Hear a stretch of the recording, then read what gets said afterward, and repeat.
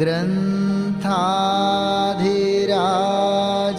तारामा भावो ब्रह्मांडना भर्या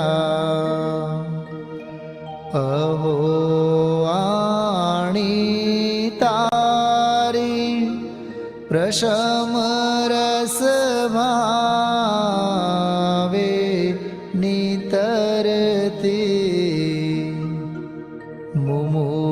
मुमुक्षुने पाते अमृत रस अंजलि भरी भरी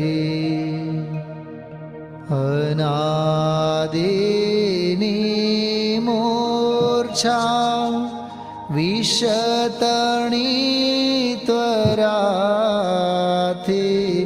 उतरती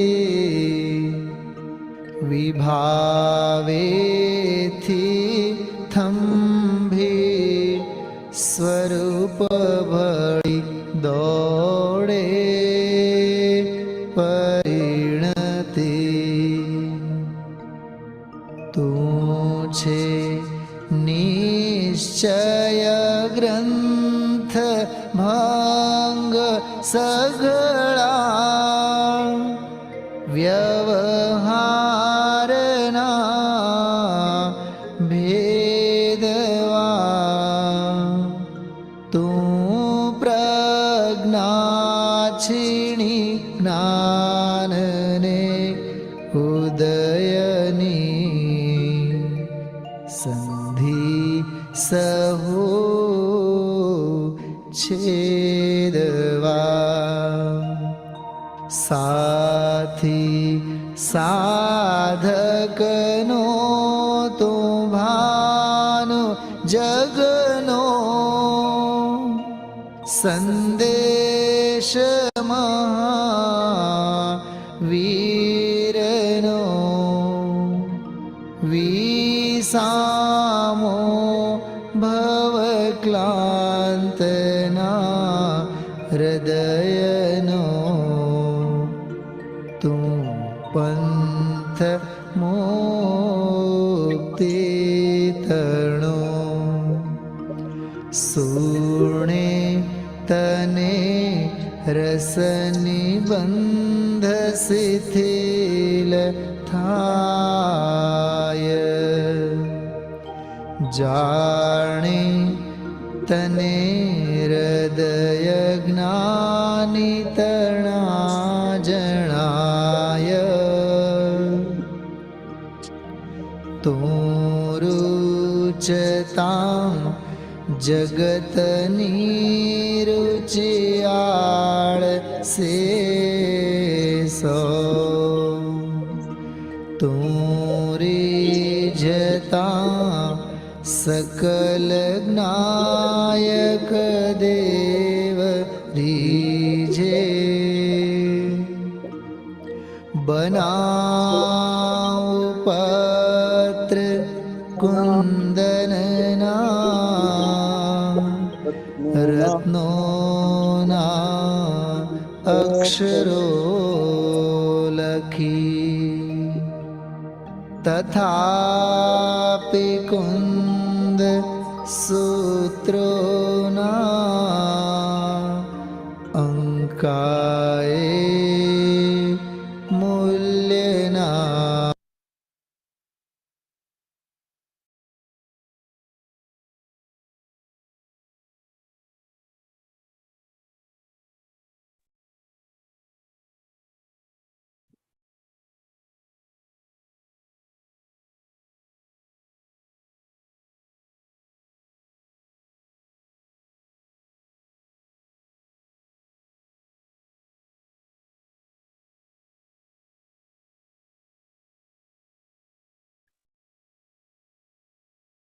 वंदितु सव्व सिद्धे भुवमचल मणो एवं गदिं पत्ते वोच्छामि समय पाहुड मणिमो सुध केवली भणिदम।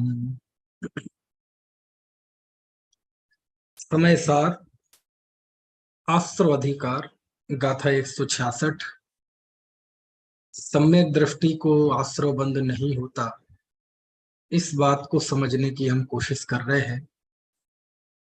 समयसार की जो अध्यात्म की शैली है और दूसरी जो आगम की शैली है, सिद्धांत ग्रंथों की शैली है, कर्म सिद्धांत की, इनमें हम तालमेल बिठाने की कोशिश कर रहे हैं। और तालमेल तो बैठा ही हुआ है, लेकिन हम नहीं समझ पाते हैं, तो फिर हमें इतनी थोड़ी सी मेहनत करनी पड़ती है। आचार्य जब कहते हैं कि सम्यक दृष्टि को आश्रव बंध नहीं होता, तो सिद्धांत की दृष्टि से तो जहां तक राग है वहां आश्रव बंध है, ठीक है। और जब राग का नाश हो जाता है या उपशमित हो जाए, क्षय हो जाए, ऐसा उपशांत मोही क्षीण मोही, यहीं से जीव आश्रव बंध से रहित है। लेकिन समय सार में सम्यक दृष्टि को आश्रव बंध से रहित कहा गया, क्योंकि उसने मिथ्यात्व और अनंतानुबंधी, यानी जो परिणाम, जो दृष्टि मूलतः संसार का कारण है। क्योंकि मिथ्यात्व और मिथ्या भाव, श्रद्धा का मिथ्यापना और चारित्र का मिथ्यापना, एक को कहते हैं मिथ्या दर्शन, एक को कहते हैं अनंतानुबंधी कषाय, मिथ्या चारित्र। तो ये दोनों मिलकर ही संसार के मूल कारण है ना। क्योंकि इनका नाश होने के बाद तो संसार चुल्लू भर रह जाता है, चुलुक प्रमाणम रह जाता है। तो एक बार यदि कोई जीव सम्यक दृष्टि हो जाए, आत्मदृष्टि संपन्न हो जाए, भेद विज्ञानी हो जाए, और मिथ्यात्व और अनंतानुबंधी का यदि वो नाश कर देता है, तो अनंत संसार तो अब उसके रहा ही नहीं, अनंत भव तो रहे ही नहीं। अब जो बाकी बची हुई कषाय है, उससे जो उसे आश्रव बंध होता है वो बहुत थोड़ा है, बहुत कम स्थिति अनुभाग वाला है। यानी उसका जो अब बंध होगा, उस बंध में ऐसी ताकत नहीं है कि उस जीव को बहुत संसार में रख सके, है ना।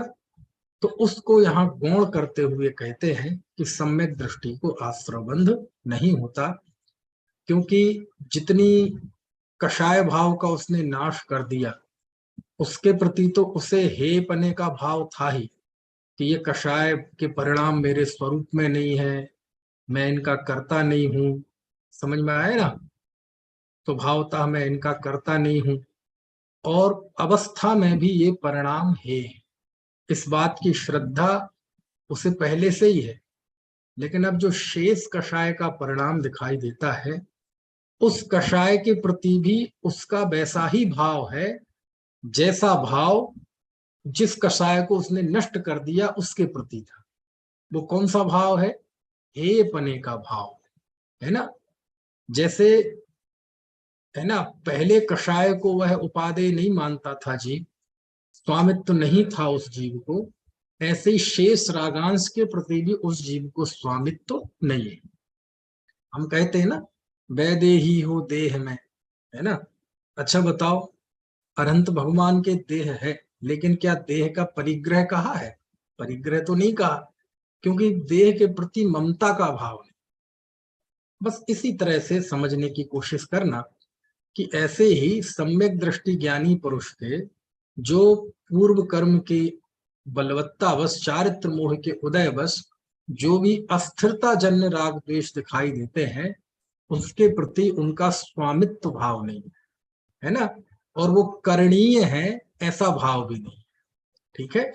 स्वभाव में तो उन्हें स्वीकार करता नहीं वह जीव, और अवस्था में भी उन्हें उपादेय नहीं मानता, है ना। यानी द्रव्य दृष्टि से तो वह कषाय भाव स्वभाव में है ही नहीं, लेकिन पर्याय से देखा जाए, है ना, तो उसमें भी वह उन भावों को करने लायक नहीं मानता, ठीक है, कि ये अच्छे हैं, ऐसा करने लायक नहीं मानता। तो जो नहीं है वो तो नहीं ही है, और जो है उसके प्रति भी उस जीव की उपादेय बुद्धि नहीं है, स्वामित्व बुद्धि नहीं है। बस इस बात को, इस भाव को यहाँ समय सार में ग्रहण करते हैं और कहते हैं सम्यक दृष्टि के आश्रवबंध नहीं होता। और यदि सिद्धांत से इसकी संतुलन बनाना हो तो जैसे आचार्य ने वो गाथा उद्धृत कर ही दी इस 166 गाथा की टीका में, गोमट सार की 94वीं गाथा उन्होंने कोट की, गोमट सार है ना की, और उसमें उन्होंने बता दिया कि हर गुण स्थान की बंद विच्छुत्ति बता दी है ना। तो बोले जिस गुण स्थान में जितने कषाय कर्मों का वह बांधता नहीं है, समझ लो उतने का वो अबंधक है, और जितने को बांधता है उसका बंधक है। तो गुण स्थान परिपाटी से लगाएंगे तो वो तो स्पष्ट ही है, वो तो सिद्धांत में जगह जगह बात आचार्य ने स्पष्ट की है, गोमट सार में है, अन्य स्थानों पे है। तो उस बात का और यहाँ समय सार से कोई विरोध नहीं है ना। ये अनुयोगों की शैली है, ये अध्यात्म और आगम की शैली है। अध्यात्म और आगम में कहीं कोई आपस में विरोध नहीं है ना, उद्देश्य का फर्क है। कर्म सिद्धांत ज्ञेय तत्व है, उसे हमें जाना जाता है, लेकिन ज्ञायक तत्व उपादेय तत्व है, इसका आश्रय लिया जाता है। अध्यात्म का उद्देश्य ज्ञायक को बताना होता है, जीव की दृष्टि शुद्ध करना उसका उद्देश्य होता है। ये जो श्रद्धा है, ये अनादिकाल से जिस शरीर को धारण करती है उस शरीर में ही तादात्म्य स्थापित कर लेती है। तन उपजत अपनी उपज जान, तन नशत आपको नास मान, है ना। मैं सुखी दुखी मैं रंग राव, मेरे धन ग्रह को धन प्रभाव। तो जब ये पर्याय मूर्ता रहती है, क्यों होती है पर्याय मूर्ता? क्योंकि जीव को अपनी पहचान नहीं, उसे पता ही नहीं है कि मैं कौन हूं, मेरा स्वरूप क्या है, मैं वास्तव में हूं कौन। तो इसकी पहचान नहीं है, और ये जो पर्याय उत्पन्न होती हैं, शरीर आदि उत्पन्न होते हैं, इनमें वह अपनापन कर लेता है और दुखी होता है। तो यहाँ अध्यात्म में आचार्य का उद्देश्य तो ये है कि सभी जीवों को आत्मज्ञान हो, आत्मदृष्टि हो। कौन गृहस्थ की मुनि कोई भी हो, है ना, कोई भी साधक है, यदि वह मुमुक्षु है, वह संसार से दुखों को छूटना चाहता है, दुखों से, तो उसका पहले में पहला कर्तव्य है कि वह आत्मा को जाने, मैं कौन हूं इस बात का निर्णय करे। सब जो कहते हैं एक बार बंदे जो कोई तो ताही नरक पशु गति ना हुई, तो फिर तीर्थ यात्रा कर, पहले में पहले ये निर्णय करो कि मैं एक शुद्धात्मा। समझ में आए ना। सब सुना है कि बहुत शास्त्रों के शास्त्र भंडार है, हमें सबको पढ़ना, वो सब ठीक है, कर लेना, लेकिन पहले ये निर्णय करो कि मैं एक शुद्धात्मा हूं। आत्मा को पहले जान, क्योंकि सारे रास्ते उसके बाद खुलते हैं। तीर्थ यात्रा क्या है, इस बात का असल बोध आपको तब होगा जब हम ये जानेंगे कि मैं आत्मा हूं, तभी पता। क्योंकि आत्मा को जानते हैं तो परमात्मा का पता चलता है कि भगवान कौन है।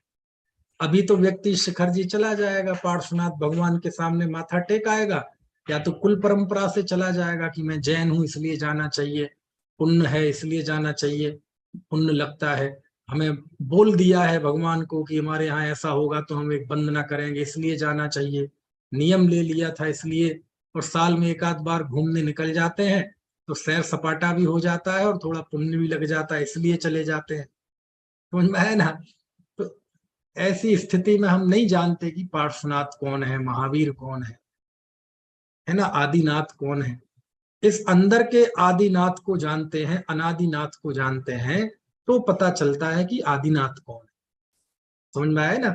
जब जीव अपने स्वभाव को जानता है, तब उस जीव को पता चलता है कि एक व्यक्ति वस्त्रों के बिना, विषय भोगों के बिना, किसी की देख रेख के बिना कैसे वह है ना, परिवार से दूर, समाज से दूर, नग्न मुनि दशा में कैसे आनंद भोगता है। समझ में आया ना।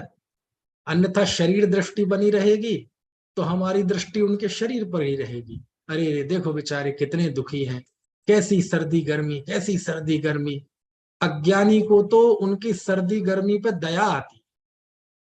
समझ में आया ना। और गृहस्थ, सदगृहस्थ ज्ञानी धर्मात्मा होगा तो उनको देखकर कहते आहा देखो ये जीवन है, सर्दी गर्मी है लेकिन अंदर में अतीन्द्रिय आनंद का भी। समझ में आया। अज्ञानी को महाराज श्री पे दया आती है, और ज्ञानी खुद पे दया करता है कि देखो मैं कैसा निर्दयी हूं, मैं वस्त्र नहीं छोड़ पा रहा हूं, इन्होंने छोड़ दिया है। समझ में आया ना? तो बड़ा अलग है। आत्मा को जानते हैं तो परमात्मा का पता चलता है, आत्मा को जानते हैं तो आत्मा के साधक जीवों की महानता पता चलती है। समझ में आया? इसलिए कुंद कुंद देव चाहते हैं कि सबसे पहले तुम आत्मा को जानो। मैं आत्मा हूं इस बात का निर्णय हुए बिना कुछ नहीं है, सब जीरो है, जीरो है बिल्कुल। मैं आत्मा हूं इस बात की प्रतीति, इस बात का ज्ञान, इसका स्वाद चखे बिना सब कुछ जीरो है। हमारी क्रियाएं, हमारा पढ़ना, हमारा सत्संग, सब जीरो है। तो क्या करें? ये सब करना छोड़ दें? नहीं, जिसे आत्मा की रुचि है वो ये सब करता है, लेकिन वह इनमें अटकता नहीं है। इसलिए कुंद कुंद देव कहते हैं। आचार्य कुंद कुंद देव को कोई वहां सिद्धांत में ये लिखा है, इससे कोई उन्हें विरोध नहीं है उनका। वो तो सारा वजन इस बात पर देते हैं कि सभी जीव शुद्धात्मा है और सभी उस शुद्धात्मा की अनुभूति कर लें। क्यों? क्योंकि मेरे जीवन में भी जो मंगल आया है, आनंद आया है, वो भी निज वैभव से आया है, आत्मानुभव से आया है। 5वीं गाथा है ना, तम एयत बेहत्तम दाए हम अब पड़ो सभी बेड़। मैं 5वीं गाथा को बार बार याद क्यों करता हूं? 5वीं गाथा समय सार की ये माथे पे लिख लेनी चाहिए। समय सार का कोई भी प्रकरण पढ़ो, कोई भी गाथा पढ़ो, उसमें ये बात आई कि नहीं, अंततः निष्कर्ष के रूप में कि मैं एक शुद्धात्मा हूं। ये यदि नहीं आती है तो समय सार पढ़ने में हमारे कोई ना कोई एरर है। एरर तो जानते हैं कि नहीं आप?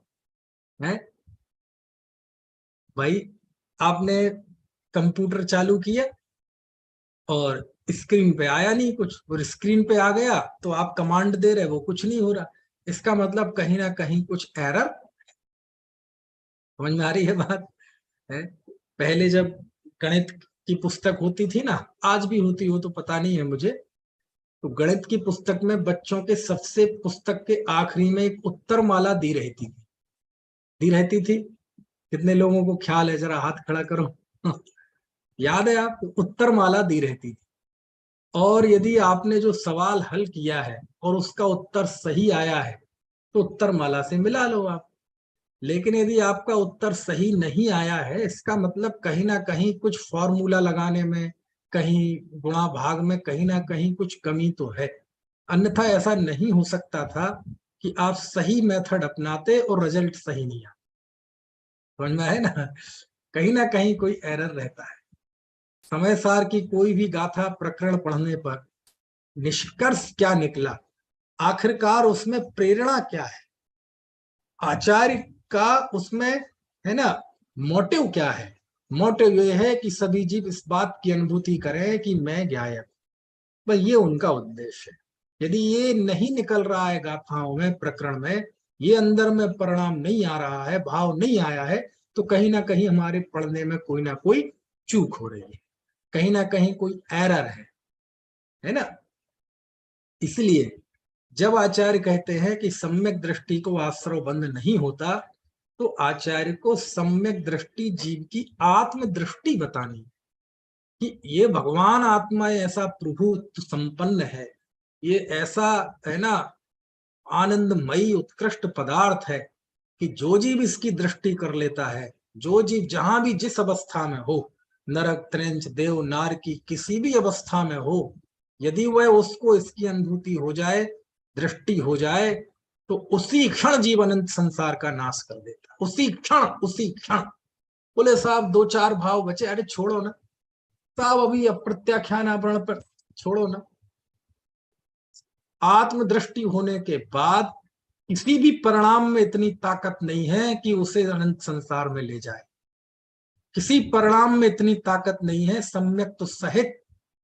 समझ में आया? दीक्षायक सम्यक्त हो जाए तो कि उसे 3 या 4 भाव से ज्यादा, है ना, संसार में रख सके। तो बोले छोड़ो ना ये जरा जरा सी।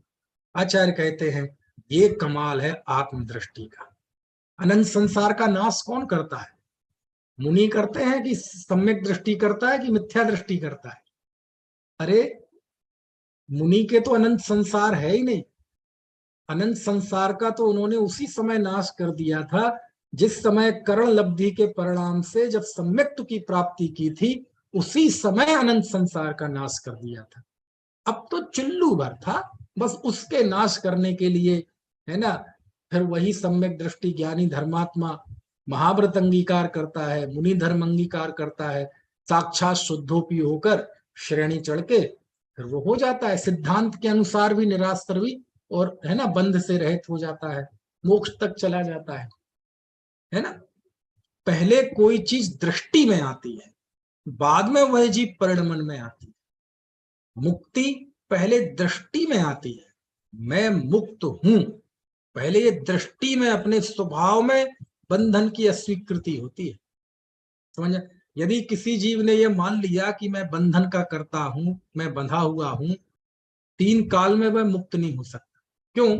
क्योंकि उसने मैं पने की अनुभूति कर ली ना, मैं बंधा हुआ, और जब मैं पने की अनुभूति कर ली तो बंधन को स्वरूप मान लिया, और जिसको स्वरूप मान लिया जाए उसका नाश हो सकता है कभी? स्वरूप का कभी नाश नहीं होता, स्वभाव का नाश नहीं होता, संयोगों का सदाकाल सद्भाव नहीं रहता। भाई इतना सा तो मुक्ति का मार्ग। इतनी बात समझ में आ गई तो वो पहले समय में 20 साल पहले जब वो ये मोबाइल चले थे ना शुरुआत में, पहले तो वो नोकिया 3315 आता था, 3610, है ना, बहुत बड़ा ब्लैक एंड वाइट, है ना, मजबूत इतना, बिल्कुल वज्र वृषभ नाराज संघनन वाला, है ना। उसके बाद फिर एक वो रिलायंस का आया था, धीरू भाई अंबानी की स्मृति में आया था ना, पोस्ट पेड रिलायंस। उसके बाद तो फिर क्रांति आ गई। तो वो उसका पहला स्लोगन था, कर लो दुनिया मुट्ठी में। क्या था स्लोगन? कर लो दुनिया मुट्ठी में, है ना। अब देखो क्या, देखो विजन तो देखो, आदमी को एक छोटा सा मोबाइल हाथ में लेके वह ये महसूस करा रहा है व्यक्ति की कर लो दुनिया मुट्ठी में। बिल्कुल झूठी है ये बात, समझ में है ना, झूठी है ये बात। लेकिन हकीकत में यदि आपको सारी दुनिया मुट्ठी में करना है तो वह इतनी चीज सीखो, क्या स्वभाव का अभाव नहीं होता और संयोग सदा काल एक से नहीं रहे। इतना है बस काम, इतने में सारा संसार पार कर जाएंगे। इसकी घुट्टी पी लो बस, है ना। तो कुंद देव यही चाहते हैं और उनका कोई दूसरा अभिप्राय नहीं है। अब कोई आके कहे साहब सिद्धांत में लिखा है वो बीतराग सम्यक दृष्टि को, वो तो हाँ 11वें 12वें गुण स्थान में, और ये आप तो कह रहे हो सब, मुझे सब पता है भैया, समझ में आया ना। सिद्धांत अध्यात्म दोनों को कुंद देव ने ऐसा पी लिया था। 84 शास्त्रों की रचना की थी कुंद देव ने, समझ में आया ना। अब कुंद देव को आप सिद्धांत पढ़ाओगे, कुंद देव को आप बताओगे कि साहब सराग सम्यक दर्शन, बीतराग सम्यक दर्शन, अरे ये तो सम्यक दर्शन तो श्रद्धा की पर्याय है, ये तो उसका चारित्र की तरफ से उपचरित भेद है, और भेद है, चलो जैसे भी है शास्त्र में है, उसकी अपेक्षा है। तो हमारा काम किसी ज्ञानी आचार्य की बात, है ना, कुछ समझना है, ठीक है, कि उन्होंने किस अपेक्षा से कहा है, कैसा कहा है। जैसे नाचार्य ने बीतराग सम्यक दृष्टि पे लागू किया कोई बात नहीं, बाद में फिर जो आगे बढ़े तो उन्होंने गुणस्थान प्रमाण भी लागू किया, है ना। फिर सम्यक दृष्टि के सामने मिथ्या दृष्टि को खड़ा किया। तो जब सम्यक दृष्टि के सामने मिथ्या दृष्टि को खड़ा करोगे तो स्वाभाविक है वो सम्यक दृष्टि चौथे गुण स्थान वाला होगा, बीतराग सम्यक दृष्टि नहीं होगा, समझ में है ना। तो सब बातें हैं, बस हमें जरूरत है केवल सही दृष्टि से समझने की, है ना। चलो इसकी चर्चा हो गई, काफी चर्चा हो गई, चर्चाओं का तो कोई अंत नहीं है। अब देखो जरा हम आते हैं 167 गाथा पर। देखो मूल जो बात है आश्रव अधिकार की, ये तो हो गई, क्योंकि पूरे आश्रव अधिकार का जो केंद्र बिंदु है बस वो यही है कि सम्यक दृष्टि के आश्रव बंध नहीं है। बस ये बात समझानी है आचार्य को, जैसे समझना चाहें वैसे समझ लीजिए। कुल मिला के ये है कि सम्यक दृष्टि के दृष्टि में जो भगवान, सुनना देखो, सम्यक दृष्टि के आश्रव बंध नहीं होता, राग द्वेष के परिणाम भी नहीं होते। अभी 167 गाथा में आने वाली है। कि सम्यक दृष्टि कहते किसे है? सम्यक दृष्टि है ना। तो देखो, सम्यक दृष्टि, सच्ची दृष्टि, सच, एक तो देखो छोटी टी होती है और एक बड़ी टी, है ना। सम्यक दृष्टि छोटी टी, तो सम्यक दृष्टि का अर्थ है सच्ची दृष्टि। और सच्ची दृष्टि कौन है? जो ये मानती हूं कि मैं एक ज्ञायक स्वभाव भगवान आत्मा हूं, पर भाव आदि मुझसे भिन्न है, कषाय आदि वही है, ये सच्ची दृष्टि है। तो सच्ची दृष्टि तो सब जगह एक सी है, चौथे गुण स्थान में कहीं भी रहे जीव, किसी भी गति में रहे, वो तो चौथे गुण स्थान में ही है। तो यदि मात्र सम्यक दृष्टि के कहा जाए कि आश्रव बंध नहीं है, तो वो तो है ही नहीं, वास्तव में नहीं है। लेकिन दूसरा आता है सम्यक दृष्टि, जिसकी यहां बात है, बड़ी टी, टा में बड़ी की मात्रा है ना। पहले छोटी मात्रा, छोटी मतलब श्रद्धा की शुद्धता, श्रद्धा गुण की पर्याय। अब सम्यक दृष्टि बड़ी टी, तो ये कौन है? ये सम्यक दृष्टि जीव है, ठीक है। सम्यक दृष्टि छोटी आती थी तो उसमें क्या था कि सम्यक दृष्टि के बाकी चीजों को छोड़ दो, मात्र उसकी दृष्टि देखो। और दूसरे अर्थ में सम्यक दृष्टि जीव, ठीक है। और जब हम ये कहते हैं कि सम्यक दृष्टि जीव को आश्रव बंध नहीं होता, तो इसका अर्थ क्या है कि देखो, सम्यक दृष्टि उसे क्यों कहा जा रहा है? क्यों कहा जा रहा है? क्योंकि जिसकी उसने दृष्टि की है भगवान आत्मा, उस भगवान आत्मा में आश्रव बंध है नहीं। और जिस श्रद्धा ने उस भगवान आत्मा को स्वीकार किया है, उस भगवान आत्मा को स्वीकार करने के कारण उसे सम्यक दृष्टि कहा जा रहा है। और हकीकत में सम्यक दृष्टि कहते ही उसके व्यक्तित्व के जिस पहलू को कुंद कुंद देव उभारना चाहते हैं, उसके व्यक्तित्व का वो पहलू जिसमें केवल भगवान आत्मा है, और भगवान आत्मा को स्वीकार कर लिया है, ऐसी वो दृष्टि है, इन दोनों को मिला के उसको सम्यक दृष्टि कहा जा रहा है। तो वहां तो वास्तव में आश्रव बंध नहीं है, समझ में आया ना। इसके लिए पहले भी मैं उदाहरण दे चुका हूं कि अच्छा बताओ, डॉक्टर खाना खाता है कि नहीं खाता है ना। डॉक्टर भोजन करता है नहीं करता है? नहीं करता है। अच्छा, आपने डॉक्टर को भोजन करते नहीं देखा है? अच्छा, डॉक्टर की शादी होती है कि नहीं होती? डॉक्टर के बीवी बच्चे होते हैं कि नहीं होते हैं? डॉक्टर गुलाब जामुन खाता है कि नहीं खाता है? कहते सुनो भाई, खरेखर डॉक्टर कहते किसे? खरेखर डॉक्टर उस कला का नाम है। कौन सी कला? रोग को दूर करने की स्किल, ज्ञान, कला का नाम डॉक्टर है, समझ में आया ना। और वो जो भोजन करता है वो कौन करता है? वो डॉक्टर भोजन नहीं करता, वो एक इंसान भोजन करता है। जब वह भोजन कर रहा है ना, तो वह डॉक्टर होने से भोजन नहीं कर रहा है। यदि वो डॉक्टर नहीं होता, इंजीनियर होता, तो भोजन करता कि नहीं करता? तब भी करता। वो मास्टर होता तब भी करता, चपरासी होता तब भी करता, व्यापारी होता तब भी करता। अरे मैं तो कह रहा हूं महाराज श्री भी होता, आचार्य परमेष्ठी भी हो जाता, तब भी आहार तो लेता ही ना। भले उनकी लेने की विधि अलग है, शुद्धता अलग है ना। अब मुनिराज जब आहार लेते हैं, तो आहार लेने में उनका कौन व्यक्तित्व का कौन सा पहलू मुख्य है? आहार, संज्ञा, भूख की वेदन, ये मनुष्य के तौर पे उन्हें भूख लग रही है ना, समझ में आए ना। मान लीजिए देवगति के जीव होते तो नहीं लगती भूख उन्हें, हजारों साल में एक बार लगती, क्योंकि वो मनुष्य है ना। और मनुष्य में भी मान लीजिए वो भोग भूमि के जीव होते तो भी ऐसी रोज रोज भूख नहीं लगती। 32 ग्रास तो वहां होते ही नहीं भोग भूमि में, और चूंकि कर्म भूमि के, तो एक कंडीशन है ना। तो व्यक्तित्व का एक पहलू है जिसमें वो मनुष्य है, कर्म भूमि के मनुष्य हैं, समझ में आया ना। तो और एक बार आहार वो अपनी पूरी एक प्रोटोकॉल में लेते हैं, समझ में आया ना। तो भोजन एक डॉक्टर नहीं करता, एक मनुष्य भोजन करता है। शादी डॉक्टर की नहीं होती, मनुष्य की शादी होती है। यदि वो डॉक्टर नहीं होता, इंजीनियर होता, तो भी शादी होती, मास्टर होता तो भी शादी होती, विद्वान होता तो वो भी शादी होती यदि ब्रह्मचारी नहीं होता, बाल ब्रह्मचारी नहीं होता तो। समझ में आया ना? क्यों? पशुओं में तो शादी होती नहीं, देवों में शादी होती नहीं, नारकियों में शादी होती नहीं, मनुष्यों में भी भोग भूमि के जीवों की शादी होती नहीं, कर्म भूमि के जीवों की शादी होती है। वो कर्म भूमि का मनुष्य है और सामाजिक व्यवस्था के तहत उसकी शादी होती है। तो वो शादी वो उसके डॉक्टरी वाली पर्सनैलिटी का कमाल नहीं है। समझ में आ रही है बात? तो ये सारी चीजें उसका सुबह उठने से लेके रात को सोने तक उसकी जो जो भी सांसारिक क्रियाएं होती हैं वो एक मनुष्य के तौर पर है। डॉक्टर किसका नाम है? डॉक्टर तो उसका नाम है कि वो जो रोग का इलाज करता है ना?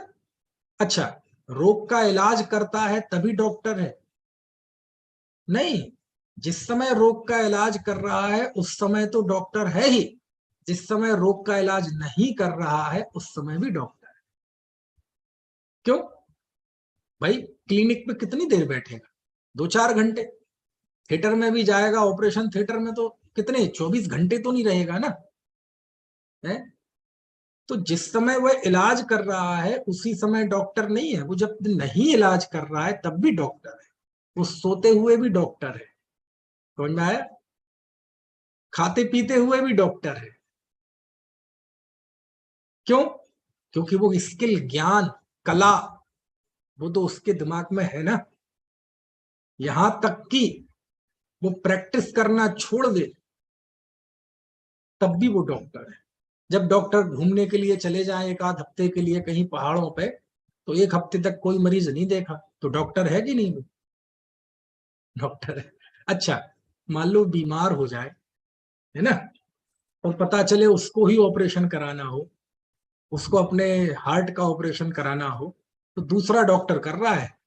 जिस समय वह बेचैन पड़ा है और उसकी ओपन हार्ट सर्जरी हो रही है उस डॉक्टर की, बोलो उस समय वो डॉक्टर है कि नहीं? खुद समझ में आया है? अरे वो बेहोश हो जाए, कोमा में भी चला जाए, तब भी वो डॉक्टर है। समझ में आ रही है बात? तो ऐसे ही सम्यक दृष्टि किसे कहते हैं? सम्यक दृष्टि मतलब जिसकी दृष्टि में भगवान आत्मा, तो उसका नाम सम्यक दृष्टि है? बाबू युगल जी इस बात को इस तरह से लिखते हैं कि सम्यक दर्शन के घर में सम्यक दर्शन को भी रहने के लिए जगह नहीं है। उसने अपना कोना कोना ध्रुव के लिए खाली कर दिया है। तो कहने का आशय ये है कि सम्यक दृष्टि में आचार्य कुंद कुंद जिस पर्सनैलिटी को, जिस व्यक्तित्व को उभारना चाहते हैं, वहां कषाय है ही नहीं, वहां शरीर शरीर की क्रियाएं है ही नहीं। कि जैसे डॉक्टर का नाम डॉक्टर इसलिए है क्योंकि उसके अंदर स्किल है, भोजन करता है, एक इंसान भोजन करता है। ऐसे ही सम्यक दृष्टि वास्तव में उसके कोई मोह राग द्वेष के भाव नहीं होते। सम्यक दृष्टि कौन है? मुनि है कि गृहस्थ है? ना मुनि है ना गृहस्थ है। अणुवृत्ति है कि महावृत्ति? ना अणुवृत्ति है ना महावृत्ति है। मनुष्य की त्रेंच है कि देव है कि नार की है? वो इनमें से कोई नहीं। तो सम्यक दृष्टि पर्सनैलिटी क्या है? मैं एक शुद्धात्म द्रव्य हूं, विकार मुझ में नहीं है, बस इस दृष्टि का नाम, इसका नाम सम्यक दृष्टि है, और इसी की वजह से उस जीव को सम्यक दृष्टि कहा जा रहा है। तो बाकी जो भोग आदि की प्रवृत्ति दिखाई दे रही है वो किसकी है? वो सम्यक दृष्टि की नहीं है। वो किसकी है? वो और भी अभी उसके व्यक्तित्व का एक दूसरा पहलू भी है। क्या? कि वो भैया गृहस्थ है, अभी मनुष्य है, उसके बाकी 3 कषायों का अभी उदय है। एक पर्सनैलिटी के साथ एक दूसरा व्यक्तित्व जुड़ा हुआ है जो उसका शाश्वत स्वरूप तो नहीं है, लेकिन एक परिस्थिति है। ये उसका कथन है। कुंद कुंद देव उस व्यक्तित्व को ना गौण करके उसके अंदर के व्यक्तित्व को उभार रहे हैं, और अंदर के व्यक्तित्व को जब उभारते हैं तो कहते हैं कि सम्यक दृष्टि के आश्रयबंध नहीं होता। समझ में आए ना? है? क्या करें? देखो, आगम तो ऐसा है कि आपने देखा होगा, एक 3D पिक्चर होते हैं ना, 3D पिक्चर, बच्चों की जो स्लेट वगैरह होती ना तप्ती या उनके बैग वगैरह, तो ऐसे उनके पिक्चर बने रहते हैं, डोरीमोन कहीं इसके कहीं उसके, उनके हिसाब से मिक्की एंड डोनाल्ड और टॉम एंड जेरी। तो इस तरह से चित्र बने रहेंगे कि ऐसे देखेंगे तो टॉम दिखेगा और थोड़ा टेढ़ा कर देंगे तो जेरी दिखेगा। होता है कि ऐसा कि नहीं? 3D पिक्चर होती ना, ऐसा दिखेंगे तो लड़का दिखेगा, ऐसा दिखेंगे तो कोई दूसरा लड़की दिखेगी, ऐसे चित्र होते हैं। तो ऐसे ही एक ही व्यक्ति है, एक ही व्यक्ति में कई पर्सनैलिटी हैं आगम और सिद्धांत के हिसाब से और अध्यात्म के हिसाब से। वो ही सम्यक दृष्टि जब युद्ध कर रहा है तो युद्ध करने वाली एक पर्सनैलिटी अलग है। वो युद्ध एक सम्यक दृष्टि नहीं कर रहा है, वो युद्ध एक राजा कर रहा है। समझ में आया ना? वो कौन कर रहा है? एक राजा कर रहा है। जब वह चक्रवर्ती 6 खंड की विभूति को भोगता है और ऐसे शासन चलाता है तो वह सम्यक दृष्टि नहीं है, वो एक चक्रवर्ती की पर्सनैलिटी है, वो उसका काम है। ठीक है? अब प्रथमान योग उसकी चक्रवर्ती की पर्सनैलिटी को दिखाएगा, करणान योग उसके अंदर की कषाय और कर्म के उदय उदय को दिखाएगा, और उसी जीव को थोड़ा सा एंगल बदलेंगे और जब समय सार उस व्यक्ति की पर्सनैलिटी को उभारेगा तो उसमें वो चक्रवर्ती पना होगा ही नहीं, दिखेगा ही नहीं। वहां वो इतनी कषाय उसके उदय हैं, ये सारी चीजें दिखेंगी ही नहीं। समय सार की पर्सनैलिटी, जो समय सार जिस पर्सनैलिटी को देखेगा वो केवल इतना देखेगा कि वह जीव स्वयं को शरीर आदि से भिन्न शुद्धात्मा जानता है, खुशहाल है, आनंद में है। और इस एंगल से जब देखेंगे, जैसे यहां से देखा तो वो टॉम है, वहां पूछो क्यों तुम्हें जेरी दिखाई दे रहा है? नहीं है ही नहीं वहां जेरी। यहां से देखेंगे क्यों, क्या दिखाई दे रहा है? जेरी। टॉम दिखाई दे रहा है? दिखाई नहीं दे रहा, जबकि है दोनों एक ही चित्र में। समझ में है ना? ऐसे ही सिद्धांत देखेगा तो कहेगा कि चौथे गुण स्थानवर्ती कैसा है? बोले वो तो असंयमी है, अविरति है ना। 43 प्रकृतियों के अलावा, 43 मतलब कौन सी? दर्शन मोह की 16, चारित्र अनंतानुबंधी की 25 और 2 और आहारक शरीर और आहार आंगोपांग, ये आगे बनती है 7वें 8वें गुण स्थान में। उपयोग आचार्य महाराज मुनि महाराज 6वें गुण स्थान में करते हैं, तो वो तो आगे होती है, तो उनका अबंधक है। बाकी भारी बंधन है अभी तो, अभी तो क्या है, अभी तो अप्रत्याख्यान पड़ी है, प्रत्याख्यान पड़ी है, संजुलन पड़ी है, अभी तो संसार पड़ा है।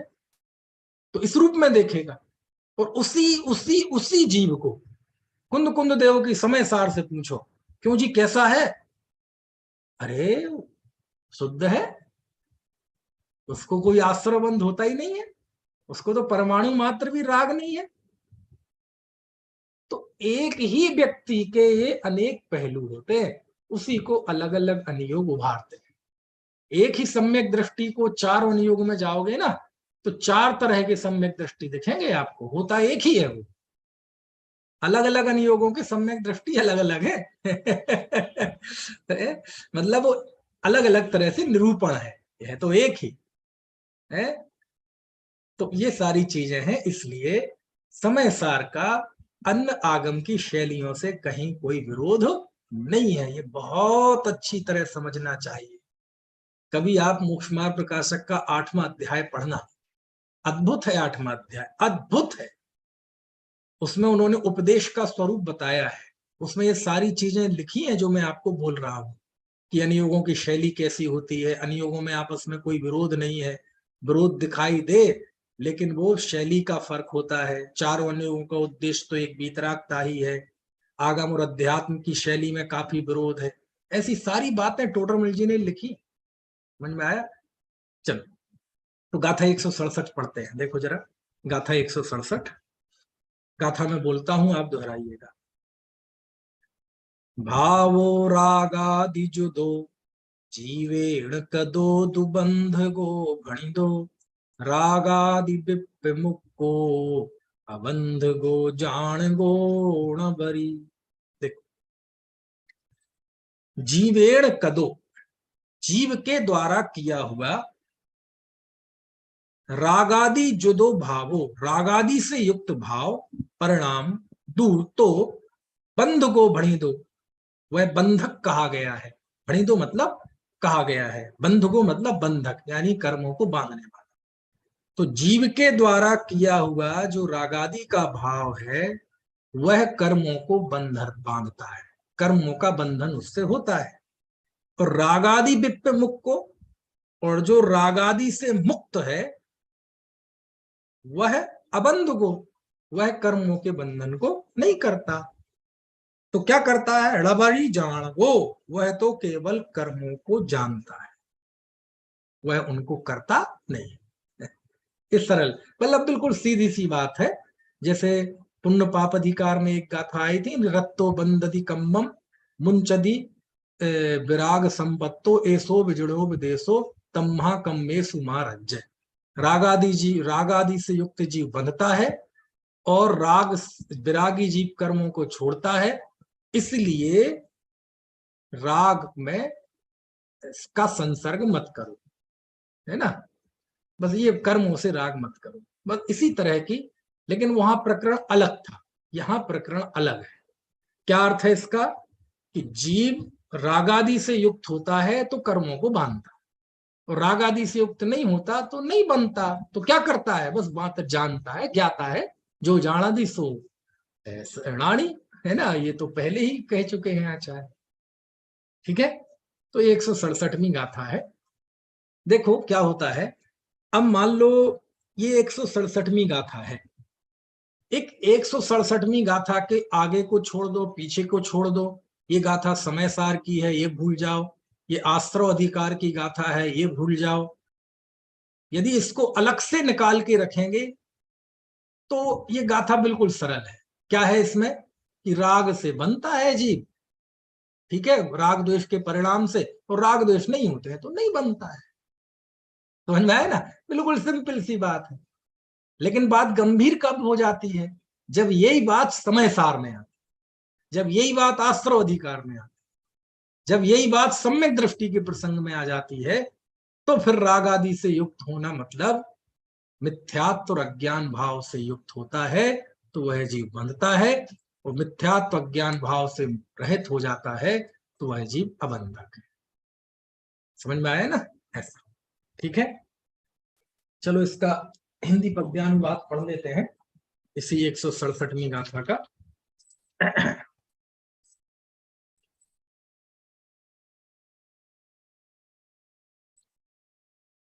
मैं निकाल लूं, मैंने हिंदी वाला नहीं निकाल रखा।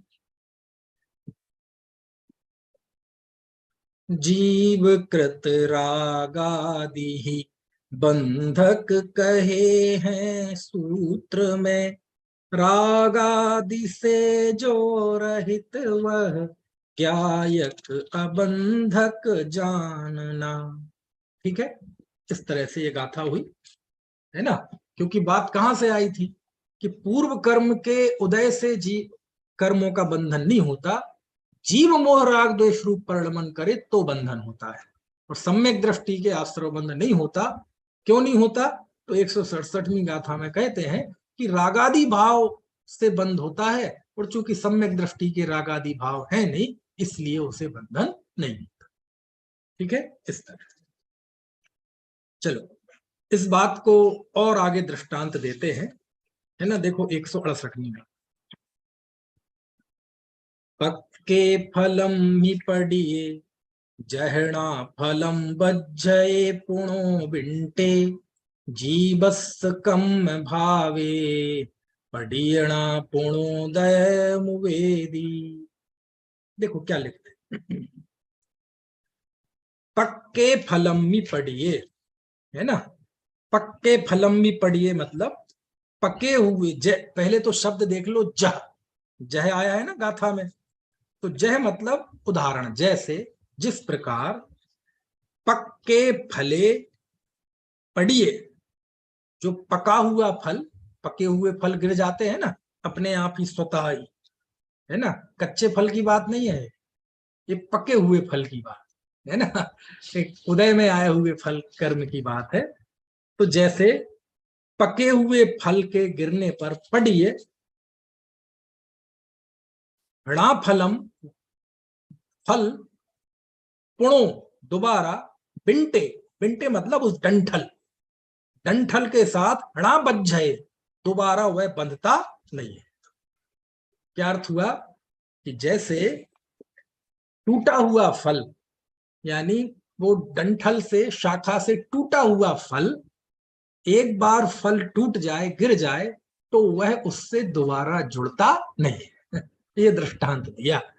पक्के फलम मी पड़िए, जहना फलम बज्झे पुणो बिंटो, बिंटे, कि जैसे फल, पका हुआ फल गिर जाता है तो वह दोबारा डंठल से बंधता नहीं है।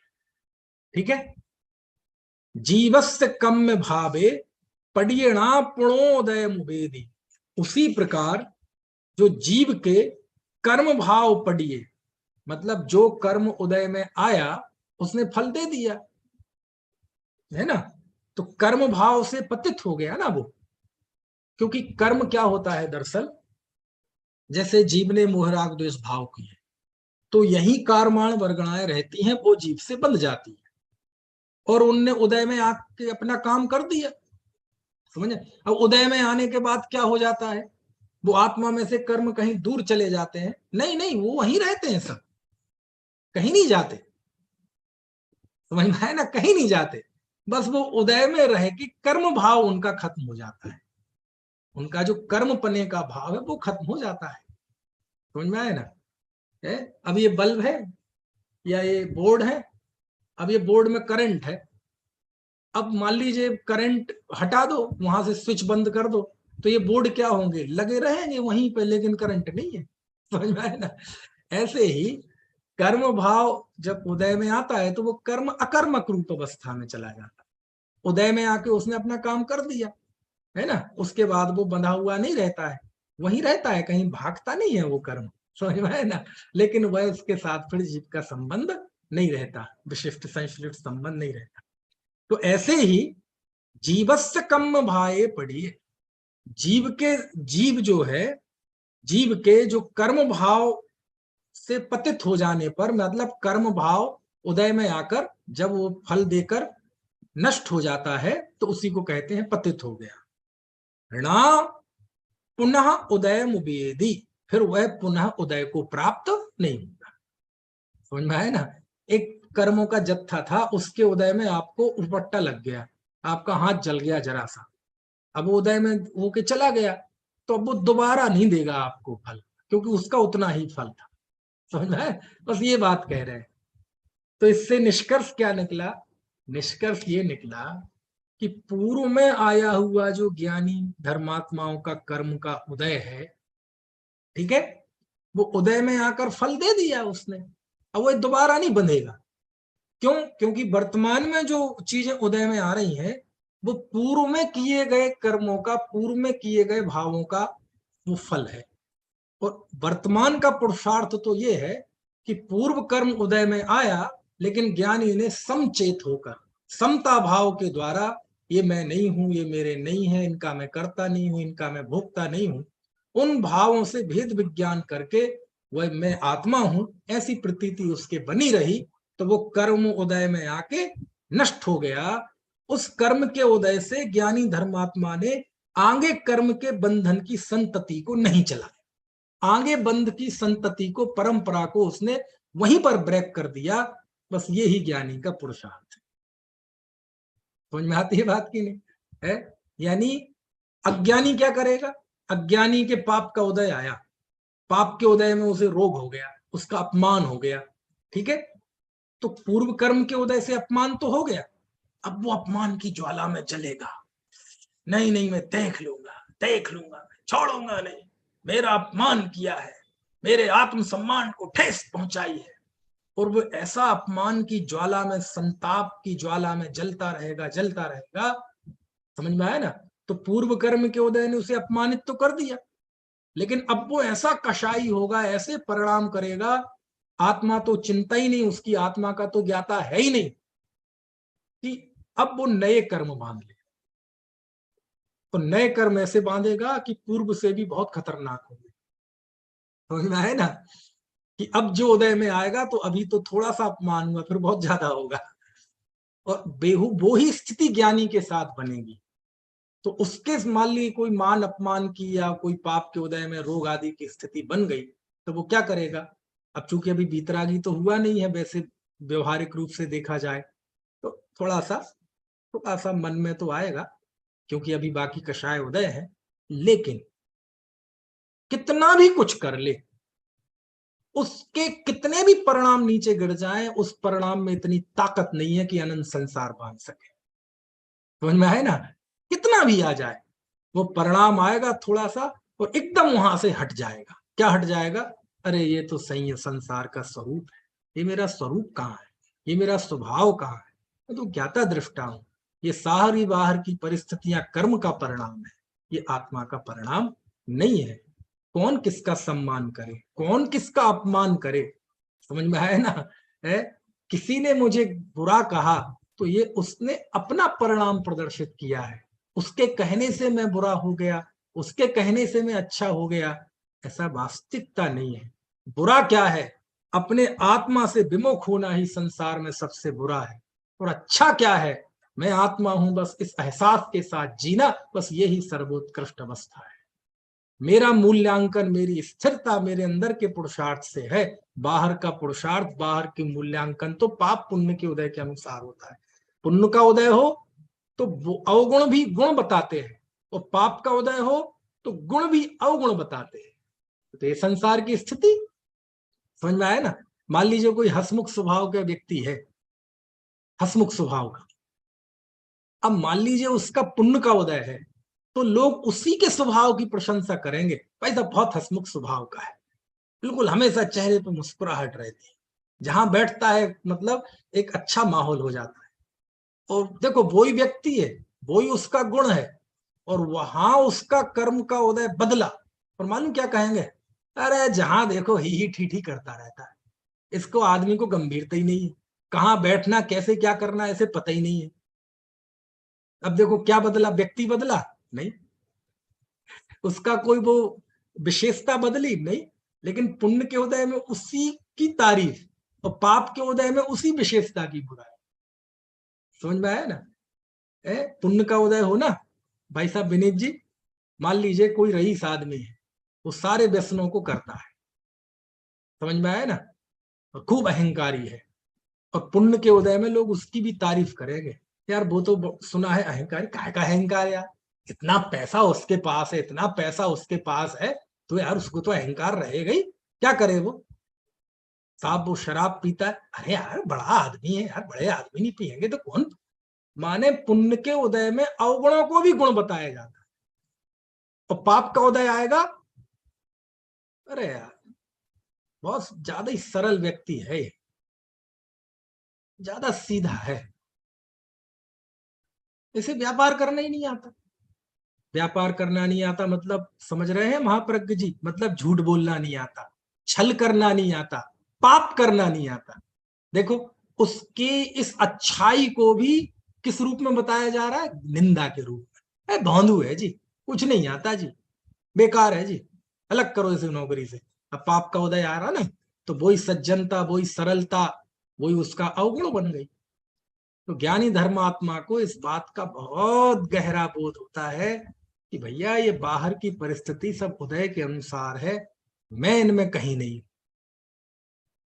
तो ज्यों ही वो कर्म का उदय आया और बाहर ये उठापटक हुई, कुछ चित्त में बेचैनी भी आ सकती है अस्थिरता की वजह से, उसी क्षण वह उससे हटना शुरू कर देता। तो उसने उस उदय को आगे नहीं बढ़ाया। समझ में आया ना? उसको भेद ज्ञान किया उसने, उससे भेद ज्ञानी है, तो उससे उसने अनंत संसार की सिलसिले को आगे नहीं बढ़ाया। बस यही बात यहाँ कह रहे हैं। और वो कर्म उदय में आया और फल देके चला गया, और थोड़ी बहुत बेचैनी होने पर कुछ थोड़ा बहुत कर्म बंद हुआ होगा, कहते वो कुछ भी नहीं है, उसमें कोई दम नहीं है, और थोड़ा स्थिति अनुवाग वाला होगा, बोले इसको यहाँ गौण करते हैं। समझ में आया ना? ये स्थिति है। तो क्या फर्क होता है ज्ञानी और अज्ञानी की परिस्थिति में?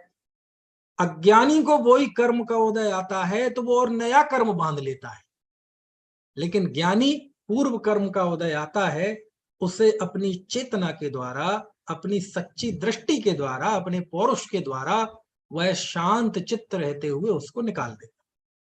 तो नया कर्म नहीं बनता, और एक बार वो उदय में आके फल दे गया, अब दोबारा बंधने वाला है नहीं।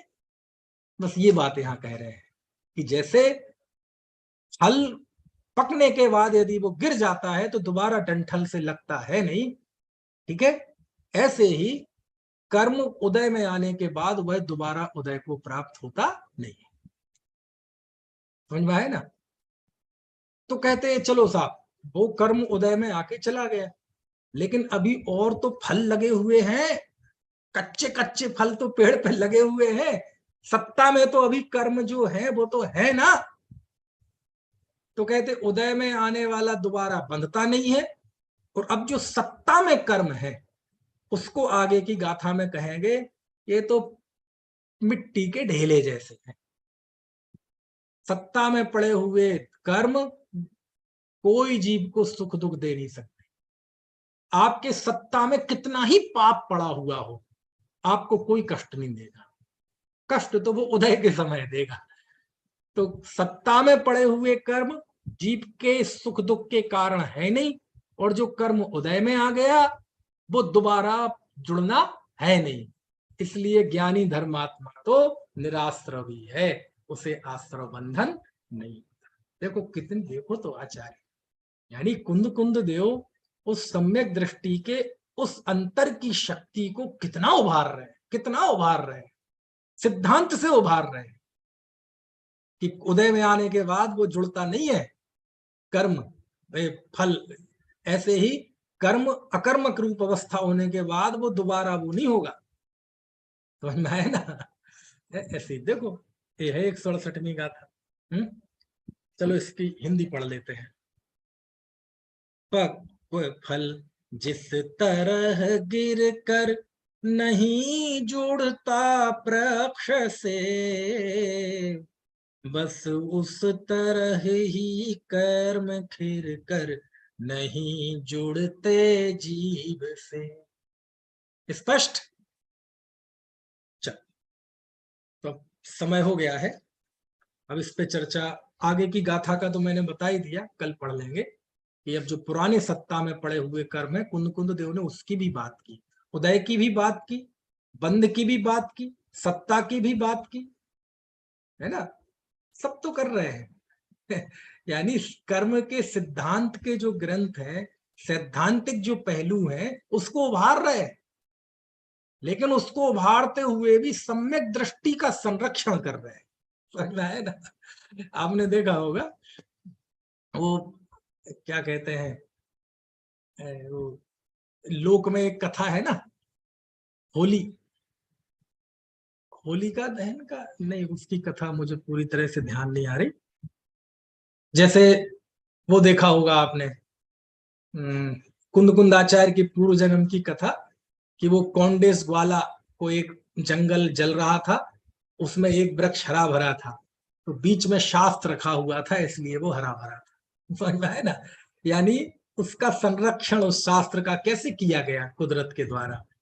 ऐसे ही कुंद कुंद देव, जैसे माँ अपने बेटे को गोद में लेके उसे सारी दुनिया की बलाओं से बचाती है, बचाती कि नहीं बलाओं से, और बालक भी ऐसा होता है कि कोई मुसीबत आती है तो माँ के पल्लू से चिपक जाता है, उसे लगता है मैं सारी दुनिया की मुसीबत से बच गया। कुंद कुंद देव ने भी सम्यक दृष्टि रूपी बालक का ऐसा ही संरक्षण किया है। समझ में आए ना? ऐसा ही उसको सब बलाओं से यहाँ बचाते हैं कुंद कुंद देव। समझ में आया? से अस्त्र बंद नहीं है। ठीक है, चलो कोई प्रश्न हो तो पूछ लीजिए, बाकी बात कल करें। मैं आपको अनम्यूट करता हूं।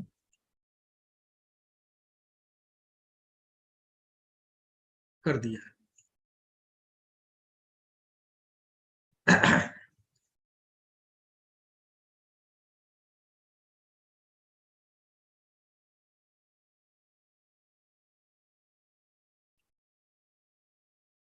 अनम्यूट कर दिया है, आप चाहें तो प्रश्न कर सकते हैं। जय जिनेन्द्र पंडित जी साहब, हाँ जय जय। वो सत्ता में पड़े हुए जो कर्म है उनको ढेले जैसे क्यों बोल रहे हैं? मतलब वो बाद में जब उनका स्थिति आएगी तो उदय में तो आ सकते हैं ना वो। वो तो मैंने बताया ना, आचार्य सम्यक दृष्टि के सभी पहलुओं का विचार कर रहे हैं। बोले जो उदय में प्राप्त है, उदय में प्राप्त दोबारा जुड़ने वाले नहीं है, पके हुए फल गिरने की तरह। और जो सत्ता में है वो पृथ्वी के ढेले के समान है। और वो उदय में आएंगे भी तो ज्ञानी उसको ज्ञाता है, उसका कर्ता नहीं है ना, उसको जानता मात्र है। यानी कर्म का डर दिखाकर आप सम्यक दृष्टि के व्यक्तित्व को क्षति नहीं पहुंचा सकते। यानी सत्ता की अवस्था हो, कर्म की उदय की अवस्था हो, वह सभी स्थितियों में सम्यक दृष्टि सुरक्षित है। बस ये बताना है। इसलिए उन्होंने सत्ता पक्ष को भी बता दिया कि साहब कर्म सत्ता में तो बहुत पड़े हैं। बोले पड़े रहेंगे, सत्ता में पड़ा हुआ कर्म तो मिट्टी के ढेले के समान है, वो तो किसी को सुखी दुखी करता नहीं है। तो साहब उदय में तो आएगा, बोले उदय में भी आएगा तो ज्ञानी उसे जान लेगा, वह मोह राग द्वेष रूप परिणमन नहीं करेगा। बस ये उन्हें बता। ठीक है जी पंडित जी। स्पष्ट हो गया। हाँ, और वो ऐसे भी बोल सकते हैं ना कि जैसे ऊपर ऊपर जाएगा तो फिर वो जैसे बोलते हैं वो उनका कांडक वगैरह हो जाएगा, अनुभाग कांडक। वो भी होगा, वो तो वो बताया, वो तो सिद्धांत में लंबी चर्चा है भाई। अभी सम्यक संक्रमण दृष्टि वगैरह। हुआ है। देखो क्या होता है, अभी यहाँ बात दृष्टि की चल रही है। अभी शैली बदल जाए, अनुयोग बदल जाए, शास्त्र बदल जाए, तो अविरत सम्यक दृष्टि की भी निंदा करेंगे। समझ में आया ना? क्यों? जब बात मिथ्यात्व और सम्यक्त्व की चले तो सम्यक्त्व प्रशंसनीय है और मिथ्यात्व निंदनीय है। ठीक है।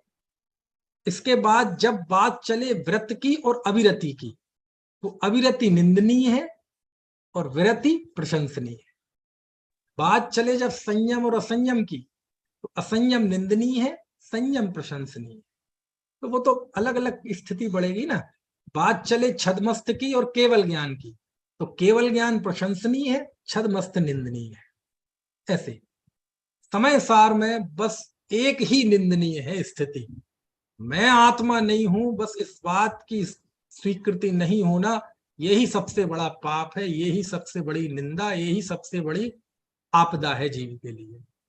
और जीव के लिए सबसे बढ़िया क्या है? बोले मैं एक शुद्धात्म द्रव्य हूं, बस ये स्वीकार होना, इसका ज्ञान होना, बस ये ही सबसे उत्कृष्ट अवस्था है ना। तो कुंद देव सारे जीवों को समय सार में एक ही बेदी पर देखते हैं कि संसार में दो ही तरह के जीव हैं। एक वो जीव जो ये मानते हैं कि मैं शुद्धात्मा हूं, दूसरे वो जीव जो ये नहीं मानते कि मैं शुद्धात्मा हूं। बस दो ही तरह के जीव हैं समय सार में। कोई गृहस्थ नहीं, कोई मुनि नहीं, कोई छद्मस्थ नहीं, कोई सर्वज्ञ नहीं, कोई संयमी नहीं, कोई असंयमी नहीं, कोई स्त्री नहीं, कोई पुरुष नहीं। बोले नहीं नहीं, ये दूसरी जगह ये भेद मिलेंगे ना, वहां पढ़ लेना कहते हैं। समय सार की पाठशाला में, समय सार के विश्वविद्यालय में केवल दो सर्टिफिकेट जारी होते हैं, एक ज्ञानी अज्ञानी, अथवा सम्यक दृष्टि मिथ्या दृष्टि। जो आत्मज्ञानी है वह ज्ञानी, और जो आत्मज्ञानी नहीं है वो अज्ञानी। अब जो आत्मज्ञानी नहीं है, अज्ञानी, वो बाहर में गृहस्थ भी हो सकता है, मुनि भी हो सकता है, उससे आचार्य को कोई सरोकार नहीं है। जो आत्मा का जिसे ज्ञान है वो ज्ञानी सम्यक दृष्टि, वो कौन? वो बाहर में कैसा भी हो सकता है, मुनि भी हो सकता है, गृहस्थ भी हो सकता है। क्यों? क्योंकि समय सार केवल सारी दुनिया के जीवों को केवल इसी बेदी पर देखता है कि बस जो जीव आत्मा को जानते हैं वो ज्ञानी, जो नहीं जानते वो अज्ञानी। कोई वकालत करने लगे, साहब वो जीव तो महाव्रत पालन करता है, बहुत शास्त्रों को पढ़ता है ना, और विद्वान है, प्रवचन करता है, अपने आप को आत्मा जानता कि नहीं जानता? बस वो बात बताओ। ये सब इतनी बड़ी रामायण से हमें कोई मतलब नहीं है। उस पॉइंट पे आओ जिस पॉइंट पे सिलेक्शन होना है। समझ में आए ना? साहब वो संसार में है, बताओ दुकान पे बैठता है, ये है वो है, अजी बताओ वो जी त्रेंच है, ये इस सब से हम प्रभावित नहीं होते। आत्मज्ञान है, आत्मज्ञान है तो वो ज्ञानी, नहीं है तो वो ज्ञानी नहीं है। बस इतनी बात। ठीक है, चलिए फिर कल बात करेंगे, अभी की बात पूरी करते हैं।